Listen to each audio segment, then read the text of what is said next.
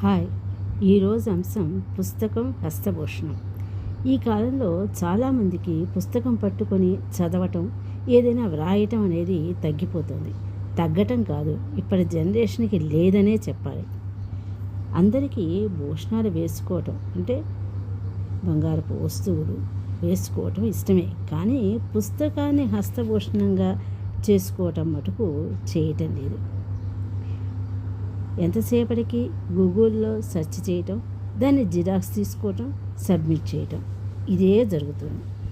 అంతేగాని ఆలోచించటం లేదు. కాస్త ఒళ్ళుంచి వ్రాయటం అనేది అసలే లేదు. కానీ ప్రతిరోజు కనీసం 30 నిమిషాలు చదవటానికి, ఇంకో అరగంట రాయటానికి కేటాయించారంటే వారికి ఎన్నో ఉపయోగాలు ఉంటాయి.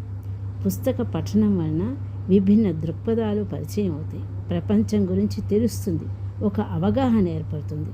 ఆలోచన సరళి విస్తృతం అవుతుంది.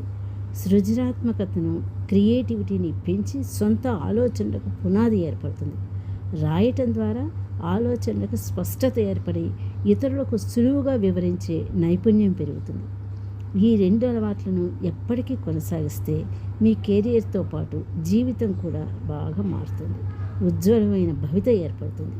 పుస్తకాన్ని చదవటం, వ్రాయటం జీవితాంతం అలవాటుగా ఉంచుకుంటారుగా. మరి ఉంటాను.